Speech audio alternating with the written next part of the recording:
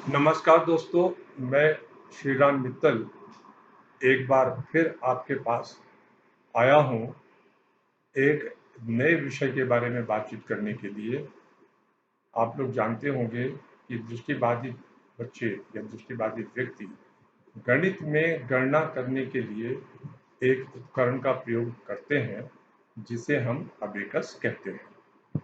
तो आज मैं आपको बताने की कोशिश करूँगा कि यह अबेकस क्या है, इसके लाभ क्या हैं और इसको किस तरह से हम इस्तेमाल करते हैं।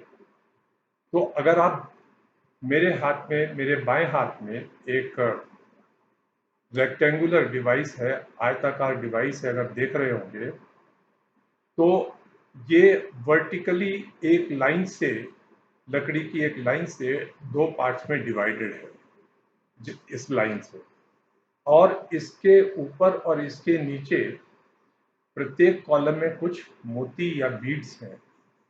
इसमें कुल मिलाकर 13 कॉलम है, 13 कॉलम्स हैं।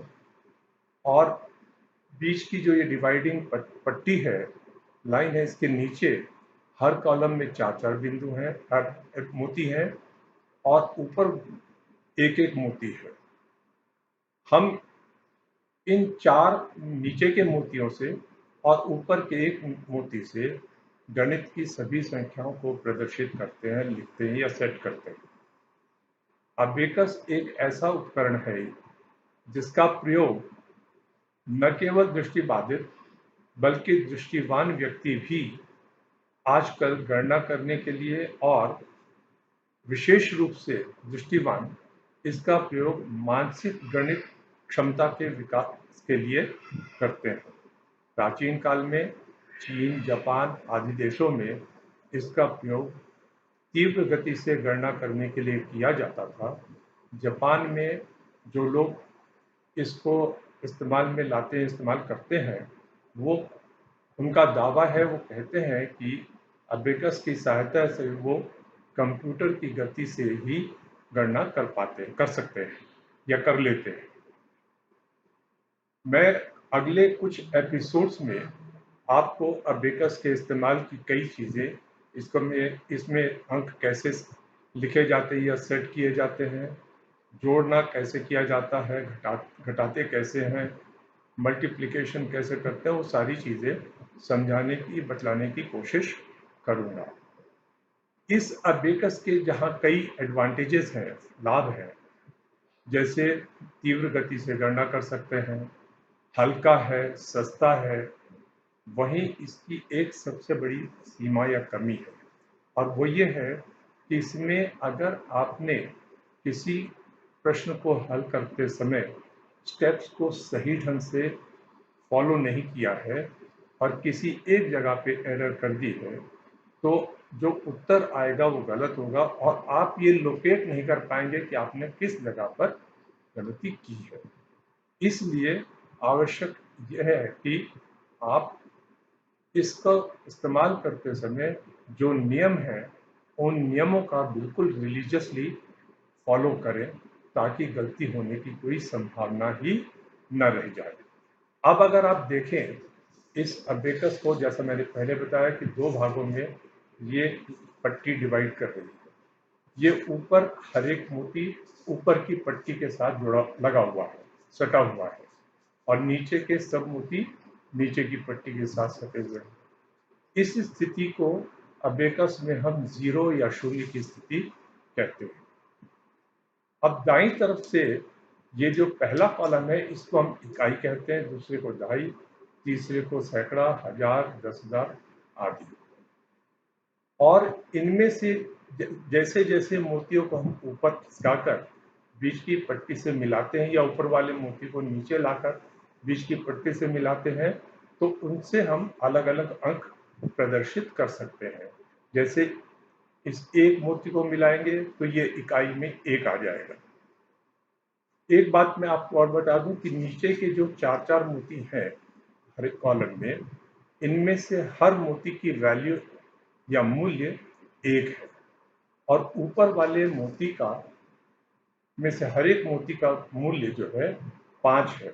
यानी कि ये जो पहले तार में ऊपर का मोती है, इसका मूल्य 5 है, दूसरे वाले का 50 है, तीसरे वाले का 500 है, चौथे वाले का 5000, पांचवें का 50,000 आदि।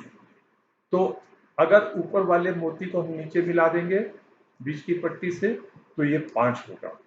अब अगर हमको 6 लिखना है तो ऊपर वाला मोती नीचे ला के हम यहाँ 5 लिखेंगे और नीचे से एक मोती ऊपर मिला देंगे तो ये 6 बन जाएगा। 7 लिखना है तो एक मोती और ऊपर मिला देंगे तो अब ऊपर 5 नीचे 2, 5 प्लस 2 7 हो जाएगा। अगर हमें 17 लिखना है, 17 में चूंकि इकाई में 7 होता है और दाही में 1 होता है, इसलिए दाही के कॉलम में एक मोती ऊपर खिसका देंगे। इस प्रकार ये 17 पढ़ा जाएगा या 17 समझा जाएगा। इस तरह से हम कोई भी अंक, कोई भी संख्या लिख सकते हैं। एक चीज मैं और आपको आज की बातचीत को समाप्त करने से पहले बता दूं, अगर आप देख रहे होंगे तो नीचे की जो पट्टी है इसमें ये चार जो है लाइनें हैं, हॉरिजॉन्टल लाइंस हैं, और ये तीसरे और चौथे, छठे और सातवें, 9th और 10th के बीच में है। ये जो लाइन है इसको हम डेसिमल मार्क के रूप में यूज करते हैं। जैसे मान लीजिए अगर हमको लिखना है 1.04, तो 1.04 को हम 1.04 कहें या 1.040 कहें, कोई अंतर नहीं होता है। तो इस लाइन के बाईं तरफ के कॉलम को हम डेसिमल के सवालों को हल करते समय इकाई मानेंगे और दाईं तरफ के जो 3 कॉलम होंगे इनको हम फ्रैक्शनल अंकों के बारे में के रूप में इस्तेमाल में लाते हैं। जैसे 1.04 लिखना है तो यहाँ पर 1 लिखेंगे ऐसे, और इसके बाद यहाँ 0 खाली रहेगा और 4 के लिए ये चारों मोतियों को हम ऊपर कर देंगे। तो इस तरह से ये 1.040 पढ़ा जाएगा। तो दोस्तों आज मैंने आप लोगों को अबेकस क्या है बताने की कोशिश की है, और अबेकस पे अंक या संख्याएं या डेसिमल की संख्याएं, दशमलव की संख्याएं कैसे लिखी जाती हैं वो समझाने की कोशिश की है, बतलाने की कोशिश की है। अगले एपिसोड में मैं आपके साथ बातचीत करूंगा कि इसमें जोड़ के प्रश्नों को हम कैसे हल कर सकते हैं। जोड़ के प्रश्नों को हल करने के लिए मैं कोशिश करूंगा कि 3 एपिसोड्स में आपको पूरा समझाऊं ताकि आप अच्छी तरह से जोड़ के प्रश्नों को हल करना सीख लें, और उसके बाद जितना अधिक आप अभ्यास करेंगे उतनी ही कुशलता के साथ अबेकस का उपयोग आप गणना करने के लिए कर सकते हैं। धन्यवाद, नमस्कार।